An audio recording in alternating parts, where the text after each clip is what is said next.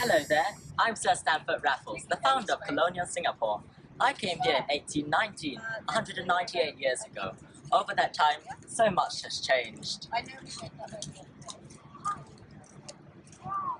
When I founded Singapore as a port, life was centered around the Singapore River, which stretched 3.2 kilometers, flowing toward the sea. It was the lifeblood of the town. Back then, the civic district was divided into two sections by the river. The left side was used for commerce and trade, aptly named the commercial district. The right side was filled with government buildings, such as the City Hall and the Old Parliament Building, and was called the government district.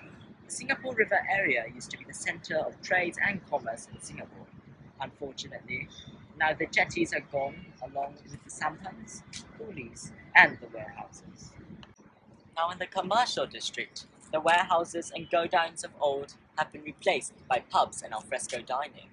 Our Victorian estates, as well as other parts of town, have been replaced by skyscrapers.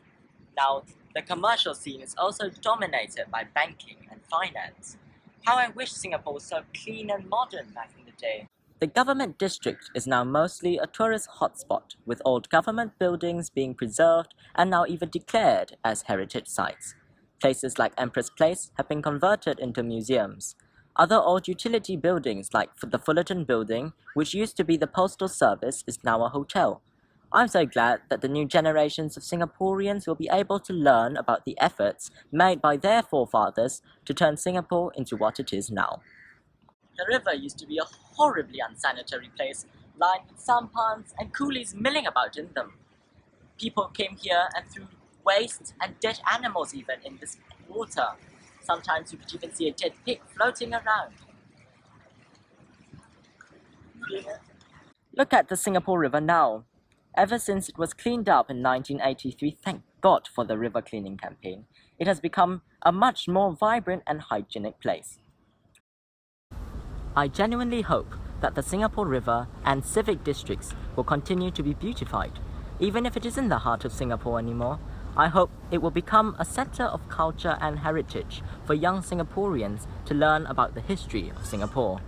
I believe that in the next 50 years, tourism will continue growing and the area will be beautified even more such that people will come here to rest and relax.